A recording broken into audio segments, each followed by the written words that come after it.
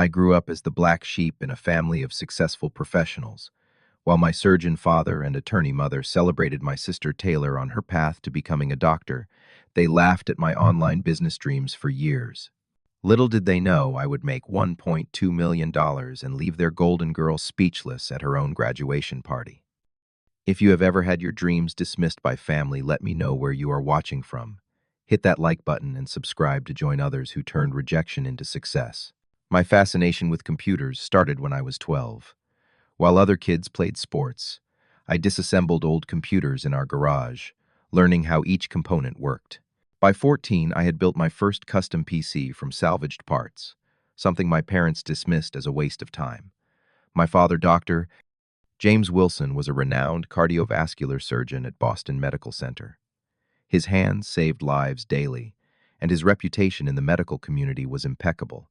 My mother, Catherine Wilson, built her career as a corporate attorney, representing some of the biggest firms in Massachusetts. Their world revolved around credentials, prestige, and traditional definitions of success. Then there was my sister Taylor. 2 years younger than me, but always seemed light years ahead in our parents' eyes. She brought home perfect report cards, captained the debate team, and volunteered at hospitals every summer. From childhood, everyone knew she would follow our father into medicine. In this family of high achievers, my interest in technology seemed trivial. When I created my first website at 15, charging $50 to design simple pages for local businesses, my father called it a cute hobby. My mother would pat my shoulder and say, "You will find your real calling eventually, Leo." Despite their dismissal, I continued taking small website design jobs throughout high school. I graduated with a 3.2 GPA, respectable, but nowhere near my sister's 4.0. During my graduation dinner, my father raised his glass and announced, "Now it's time to consider real career options. Perhaps business school would help you find direction." I had different plans. Instead of applying to the Ivy League schools my parents preferred, I enrolled in the computer science program at State University. The day I announced my decision, my mother sighed deeply. The disappointment was palpable. The first major rift happened during freshman year when I called home bursting with excitement. I had created a small app that gained 5,000 downloads in its first week. Instead of congratulations, my father asked how much money I had made.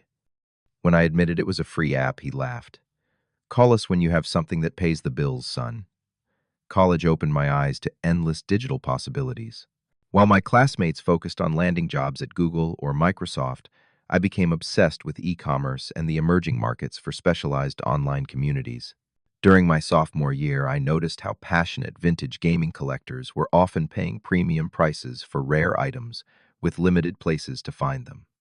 By junior year, I had mapped out a business plan for a specialized marketplace connecting vintage gaming collectors with sellers. The platform would authenticate items, provide secure payment processing, and build a community around this growing niche.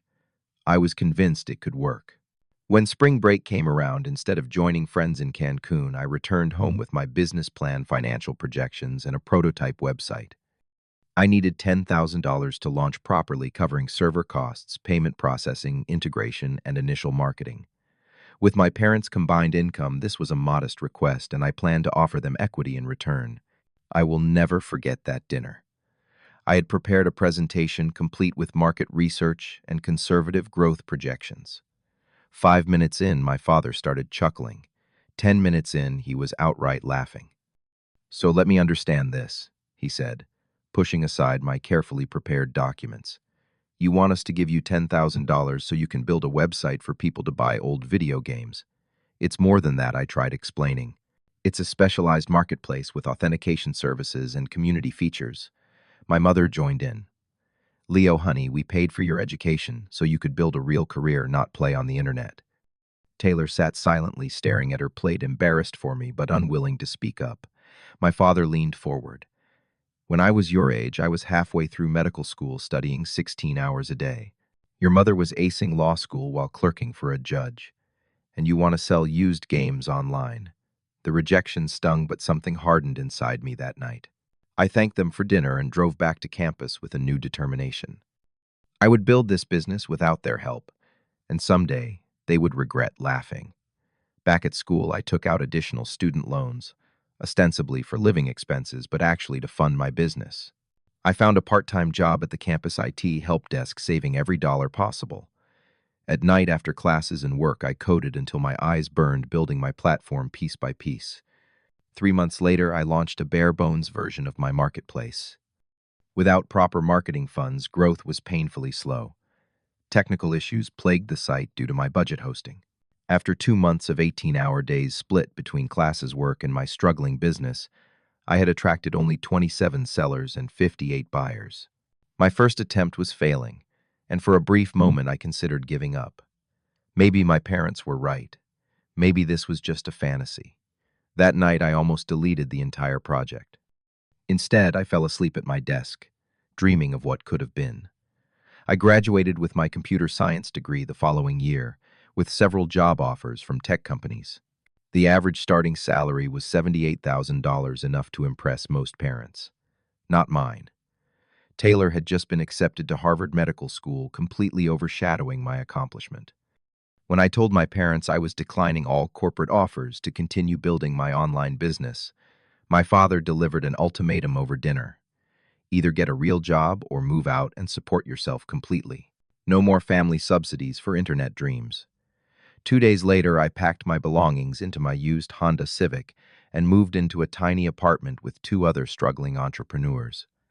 The place was barely 900 square feet for 3 people, but the rent was manageable at $400 each. My roommates Jason worked on a food delivery app, while Amir was developing a fitness tracking platform. We understood each other's hustle in a way my family never could. To keep myself afloat, I found work at TechFix, a local computer repair shop.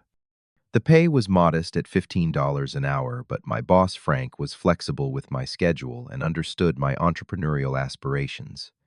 During the day, I fixed computers, phones, and tablets. Nights belonged to my business.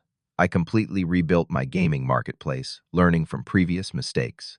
This time I focused on a tighter niche, specifically Nintendo collectibles from the 1980s and 90s, before expanding. I improved the authentication process, adding a network of volunteer experts who would verify items for a small fee. My daily routine became grueling. Wake up at 6, work at TechFix from 8 to 5, grab dinner, then code until midnight or later. My diet consisted primarily of ramen noodles, peanut butter sandwiches, and whatever was on sale at the grocery store. Social life became non-existent. Dating was out of the question. Every spare dollar and minute went into the business. Small victories kept me going. The first time a seller thanked me for helping them find a buyer for a rare game cartridge. The first day with 10 completed transactions. The first positive review mentioning how much easier my platform was than general marketplaces. Meanwhile, family gatherings became increasingly uncomfortable. At Thanksgiving dinner, my aunt asked what I was doing these days. Before I could answer, my father jumped in. Leo is still figuring things out, working at a repair shop while he decides on a real career path. I bit my tongue as Taylor shared her medical school experiences, receiving admiring questions and supportive comments from everyone at the table. When conversation finally turned to me, it was brief and patronizing. Have you considered going back for an MBA? Perhaps insurance sales? At least those computer skills are useful for something. The worst came at Christmas, when extended family gathered at our parents' house. My Uncle Sam, slightly drunk on eggnog, loudly asked, "So how's that internet hobby going, Leo? Making millions yet?" The room erupted in laughter. My father, joining in, added, "Maybe we should start calling him Zuckerberg." More laughter followed as I sat there, face burning with humiliation, but determined not to show it. That night, alone in my car before driving back to my cramped apartment, I made a promise to myself. They would never know about my progress until I had succeeded so dramatically they could not possibly dismiss it. Their laughter would eventually catch in their throats. The second year of building my business was harder than the first. Competition increased as others noticed the vintage gaming market. My initial technical solutions needed constant upgrades to handle growing traffic. 3 times I had to completely overhaul the payment processing system as transaction volumes increased. What kept me going were the numbers. 6 months after the Christmas humiliation, my platform processed $20,000 in monthly transactions. My cut was 5%, meaning $1,000 monthly revenue. Not enough to live on, but validation that the concept worked. I reinvested everything, upgrading servers, improving the user interface, and expanding to include Sega and Atari collectibles. By month 9, transaction volume hit $50,000. By the 1-year mark after that Christmas monthly, transactions exceeded $100,000, netting me $5,000 monthly. Through it all, I told my family nothing. When they called, I shared minimal details about my repair shop job. If they asked about my business, I kept it vague, letting them believe it remained a struggling side project. I continued driving my old Honda to family events, wore the same clothes, and lived in the same apartment, despite now being able to afford better. Taylor continued excelling at Harvard Medical, collecting accolades and scholarships. My parents never missed an opportunity to update everyone on her achievements. I smiled and congratulated her sincerely, as my resentment was never directed at her, but at their inability to see value in different paths. As my business continued growing, I hired my first employee, Devin, a college student passionate about vintage gaming. He handled customer service and seller verification, while I focused on platform development and business strategy. We moved operations from my apartment to a small office space in a converted warehouse. I told my family I had taken on extra repair jobs to afford a small workspace. By the 18-month mark, monthly transactions hit $300,000, with my revenue reaching $15,000 monthly. The platform now had over 10,000 active users and 3,000 verified sellers. Industry blogs began mentioning us as the go-to marketplace for authenticated vintage gaming items. Around this time, I expanded into adjacent collectibles markets, adding trading cards, action figures, and limited edition memorabilia connected to gaming franchises. This strategic expansion tripled our user base within 3 months. As we approached the 2-year mark since that humiliating Christmas, monthly transactions exceeded $1 million. My monthly income surpassed $50,000, more than most of my college peers made annually in their corporate jobs. Yet to my family, I remained Leo, the underachiever, the computer repairman with an internet hobby. Then came the email that changed everything. Collectibles Giant, one of the largest online marketplaces for collectibles, wanted to discuss acquiring my platform. Their initial offer was shocking, $600,000. After 2 weeks of negotiations, the figure doubled to $1.2 million, with a consulting contract for an additional year. The day I signed the acquisition papers was surreal. 4 years of work, 2 years of genuine struggle, countless nights of coding until my fingers cramped, all culminating in a single wire transfer that made me a millionaire at 26. Sitting alone in my office after the lawyers left, I finally allowed myself to cry, tears of vindication and release. I told no one. Not my roommates, not my employee Devin, who would be coming with me to Collectibles Giant. Not even Frank, who had been so supportive. I wanted my family to be the first to know, but not through a phone call or text. I wanted to see their faces when they realized how wrong they had been. The perfect opportunity presented itself 2 weeks later. Taylor was graduating from Harvard Medical School with honors, and my parents had planned an extravagant celebration at Lakeview Country Club. The invitation felt like an afterthought, arriving via text from my mother 3 days before the event. Hope you can make it to celebrate your sister's achievement. Wear something nice if possible. The Lakeview Country Club exuded old money and prestige. Crystal chandeliers hung from vaulted ceilings, while waitstaff in crisp uniforms circulated with champagne and hors d'oeuvres. For the occasion, I purchased a tailored suit that cost more than I used to make in a month at the repair shop. My haircut came from an upscale salon rather than the discount place near my old apartment. Small changes, but I looked different. Successful. My mother barely recognized me when I arrived. "Leo, you clean up well." She kissed my cheek before immediately turning to greet more important guests, a colleague of my father from the hospital. The ballroom was decorated in Harvard crimson, with a massive congratulations banner featuring Taylor's face. At least 100 people mingled, most from my parents' social and professional circles. Doctors, lawyers, business executives, all gathered to celebrate the family golden child. My father spotted me at the bar and approached with a glass of scotch. "Well, you made it. Nice suit. New job interview. Just thought I should dress appropriately, I replied. Good, good. He nodded, distracted. Your sister has been accepted to the Johns Hopkins residency program. Very competitive. Only accepts the top 2% of applicants. Congratulations to her, I said sincerely. He patted my shoulder. Keep at it with those computers. Something will work out eventually.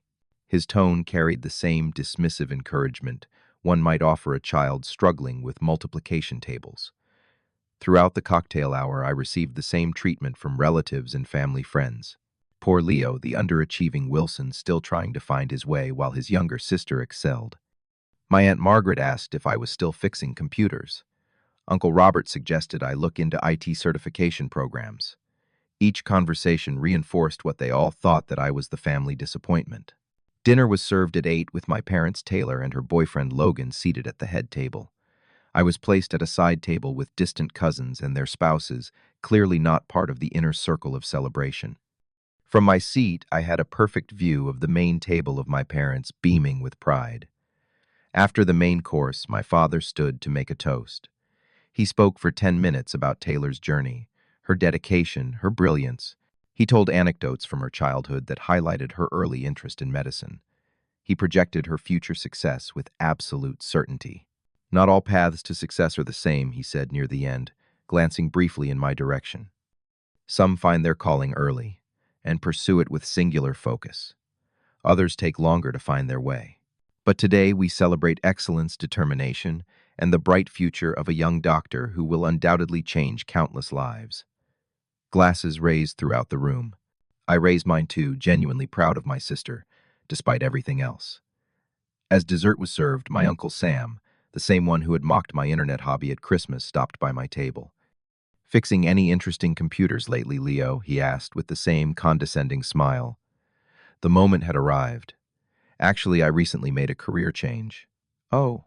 His interest perked up slightly. Finally found something more substantial. You could say that. I sold my company last month. The confusion on his face was priceless. Company. That little website thing, as you call it, was just acquired for $1.2 million. His champagne glass froze halfway to his lips. He stared at me, processing what I had said. $1.2 million. I nodded calmly. Plus a consulting contract.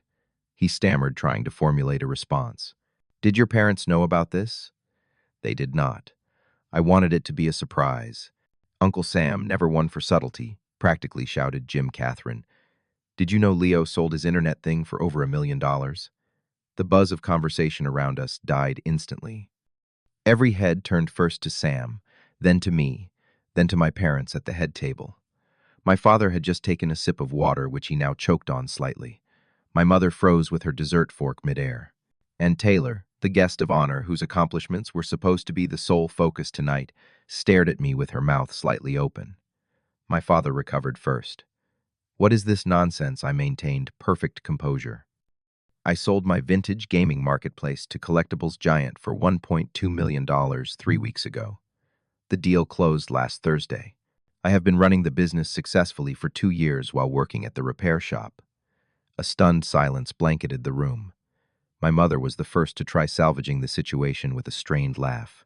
Well, isn't that wonderful news? Leo has always been so clever with computers. Then, like vultures sensing opportunity, various guests began approaching my table. Suddenly, everyone wanted details about my business, my acquisition, my next steps. People who had ignored me an hour earlier now claimed they had always known I had potential. Through it all, I kept glancing at the head table. My father sat rigidly, his face unreadable. My mother fluttered around, attempting to redirect attention back to Taylor. And Taylor herself watched the scene unfold with a complex mix of emotions crossing her face. Surprise, confusion, hurt that her moment had been overshadowed, and perhaps a hint of genuine happiness for me. When dessert concluded, my father approached my table, now crowded with curious guests. He placed a hand firmly on my shoulder. We are all very surprised and pleased by Leo's news, he announced to the group. But let us remember why we gathered today to celebrate Taylor's remarkable achievement. His grip tightened slightly as he steered the conversation back to safer ground. Later, as guests began departing, Taylor found me near the bar. Her white graduation dress contrasted sharply with her flushed face. "You could have told me," she said quietly. "Would you have believed me?" I asked. She considered this. Probably not. But did it have to be tonight? When would have been better Christmas? When everyone laughed at my hobby Thanksgiving? When Dad introduced me as still figuring things out? Every family gathering for years has celebrated your achievements while dismissing mine. When exactly should I have shared my success? Her eyes shimmered with tears. "I never dismissed you. You never defended me either," I replied softer now. "I am truly proud of you, Taylor. You worked incredibly hard and deserve every accolade. But for once I needed them to see me too." She nodded slowly, understanding dawning in her eyes. For the first time, she was seeing the family dynamic from my perspective. "Congratulations, Leo," she finally said, hugging me briefly before rejoining her friends. As the party wound down, my parents cornered me in a quiet alcove off the main ballroom. My father spoke first, his tone carefully controlled. "You might have shared this information privately with your family before announcing it to everyone. Like you shared your opinion of my business privately," I countered. "Or was I supposed to call after that Christmas dinner when you and everyone else laughed at my internet hobby?" My mother placed a hand on my father's arm, silencing his response. "We always believed you would find your way, Leo. We just worried about security and stability." "No," I said firmly. "You didn't believe in me. You laughed at me. You dismissed everything I worked for because it didn't fit your narrow definition of success. We gave you freedom to pursue your interests," my father insisted. "Many parents would have cut off support entirely." "You did cut off support," I reminded him. "You gave me an ultimatum. Remember, get a real job or move out." So I moved out and built $1 million business while working at a repair shop to pay my bills. My mother attempted to smooth things over. "Well, what matters is that things worked out. We are very proud of you." "Are you proud of me or proud of the money?" I asked. "Because there is a difference." They had no immediate answer. In their silence, I found my closure. For years, I had fantasized about this moment of vindication, imagining it would heal everything. Instead, it simply clarified the truth. Their approval had never been about me, but about external markers of success they could understand and brag about. Before leaving, I approached Taylor one last time, finding her surrounded by well-wishers. I handed her a small envelope. "Congratulations again. Sorry for the disruption tonight." Inside was a check for $50,000 with a note. "For your student loans, no strings attached. Follow your own path, not theirs." Her eyes widened as she read the note and saw the check. She looked up at me, understanding passing between us. "Thank you," she whispered. Driving home that night to my new apartment, considerably more spacious than my previous shared living situation, I felt strangely empty. The vindication had come exactly as I had imagined, but the satisfaction was hollow. I had built a successful business, partly to prove my family wrong, and now that I had done so, I wondered what next. The morning after Taylor's graduation party, I woke to a flurry of text messages. Relatives congratulating me, old friends suddenly remembering my existence, and several from my parents attempting to normalize what had happened. One message stood out from the rest, from Taylor. "Can we talk? Just us." We met at a quiet cafe downtown, away from family interference. She looked tired, the excitement of graduation overshadowed by last night's revelations. "I'm sorry if I stole your thunder," I began. She shook her head. "It was just surprising. All these years I thought you were struggling while I was succeeding. It never occurred to me that you were building something significant. Would anyone in our family have believed it if I had told them?" She considered this. "Probably not. Mom and Dad have very specific ideas about success. Medicine, law, maybe high finance," I agreed. "Anything else is just a hobby." Taylor stirred her coffee thoughtfully. "You know, I almost dropped out of med school in my second year." This surprised me. I had no idea. I hated it. The pressure, the competition, the feeling that I was living someone else's dream. I stayed because I could not bear to disappoint them after they had invested so much in the golden child narrative. Her confession shifted something between us. For the first time, I saw beyond my resentment to recognize that the family pressure had affected her differently but just as significantly. "What specialty are you choosing?" I asked. "They want me to pursue cardiology like Dad." She hesitated. "I am interested in psychiatry." "Then do psychiatry." Taylor looked up, startled by my directness. "Listen," I continued. "I spent years trying to gain their approval by succeeding on their terms. It was never going to happen. The only path to happiness is defining success for yourself." "Easy for you to say with $1 million," she countered, but with a small smile. "The money is nice," I admitted. "But the real freedom came before that, when I stopped measuring my worth by their standards." We talked for hours that day, reconnecting as siblings rather than as competitors in our parents' eyes. By the time we parted, something had shifted. Taylor promised to seriously consider psychiatry, and I promised to be more present in her life regardless of our parents' reactions. The weeks following the graduation party revelation were challenging but clarifying. My parents attempted to rewrite history, claiming they had always supported my entrepreneurial spirit. I chose not to confront every revision, but maintained firm boundaries. When my father suggested I invest my windfall in opportunities he recommended, I politely declined. When my mother began mentioning my success at her social events, I asked her not to discuss my business without understanding what it actually did. Most importantly, I began planning my next venture with different motivation. The acquisition included a 1-year consulting contract, giving me time to consider my future. I realized that building something out of spite had driven me but had not fulfilled me. What would I create if the goal was impact rather than validation? 3 months after the acquisition, I started an incubator program for young entrepreneurs from unconventional backgrounds. I focused specifically on founders who lacked family support, offering not just funding but mentorship from someone who understood their struggle. My first investment went to a 19-year-old college dropout building an accessibility platform for visually impaired gamers. Taylor completed her residency matching process, and to our parents' shock, chose psychiatry over cardiology. The night she told them, she called me immediately after.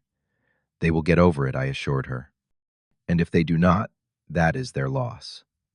A year after that revelatory graduation party, my relationship with my parents had evolved, not healed entirely, perhaps never would be, but transformed into something more honest. They no longer dismissed my work, though they still did not fully understand it. I no longer sought their approval, though I remained open to genuine connection. The most profound change, however, was internal. I had discovered that true success had nothing to do with million-dollar exits or parental validation. It came from building something that reflected my values, from helping others overcome the same obstacles I had faced, from defining achievement on my own terms. That journey from dismissed dreamer to vindicated entrepreneur taught me the most valuable lesson. External validation is fleeting, but self-belief endures. When you stop seeking approval from those who cannot see your vision, you free yourself to create something truly meaningful.